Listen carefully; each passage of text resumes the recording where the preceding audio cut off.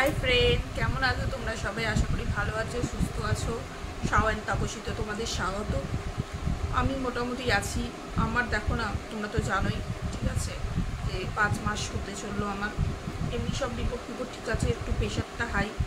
আর এখন একটা নতুন সমস্যা দেখা দিয়েছে, আগে তো এটা ছিল না, বাট এই 5 মাস পড়ার পর থেকে দেখছি এই সমস্যাটা দেখা দিয়েছে। সেটা আমি তোমাদের দেখাচ্ছি কী সমস্যা। ফ্রেন্ড, জানি না তোমরা কতটা কি বুঝতে পারছো, এখানে একটু লাইটের প্রবলেম হচ্ছে। আমার পা দুটো দেখো কত ফোলা ফুলেছে, দেখো।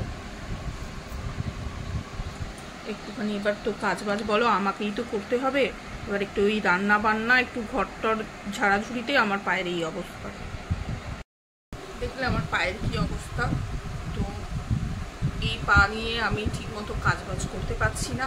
মানে একটুখানি দাঁড়ালেই পাটা আস্তে আস্তে ব্যথা হয়ে যাচ্ছে, বেশিক্ষণ দাঁড়াতে পারছি না। পা এই কিছুদিন ধরে, মানে এই 10-15 দিন ধরে পা এরকম ফুলে গেছে, একটুতেই পা ফুলে যাচ্ছে, যার জন্য অনেক অসুবিধা হচ্ছে।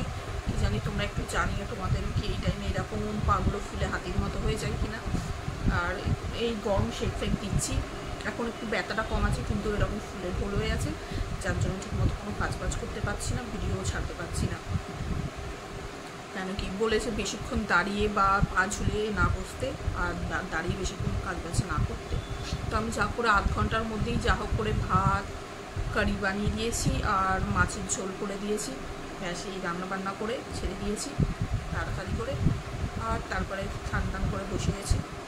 ভাবলাম তোমাদের সাথে একটুখানি কথা বলে আসি, একটু জানিয়ে আসি। এমনিতেও ভালো লাগছে না, শুয়ে পড়বার রাতে করে একদম জানো তো ঘুম হচ্ছে না, জানি না কেন। ভোর 5টায় উঠেছি, উঠে আর জেগে বসে আছি। 2টোর সময় ঘুমিয়ে 5টার সময় চোখ ঘুম ভেঙে গেছে, 5টা থেকে জেগে বসে আছি। আবার সেই মানে 6:30 7টার দিকে একটুখানি চোখ লাগলো, 8টার সময় উঠলাম, উঠে তারপরে আবার রান্নাবান্না পরিষ্কার করতে শুরু করলাম। এই করতে করতেই হয়ে আছে, তো ঠিকমতো ঘুম হচ্ছে না, যার জন্য মনে হয় প্রেশারটাও আবার থেকে বাড়ছে। রাতে করে একদম ঘুম হচ্ছে না আমার, জানি না। যাই হোক এই বলে শেষ করছি। আর যদি ভিডিওটা ভালো লাগে প্লিজ লাইক করে চ্যানেলটাকে সাবস্ক্রাইব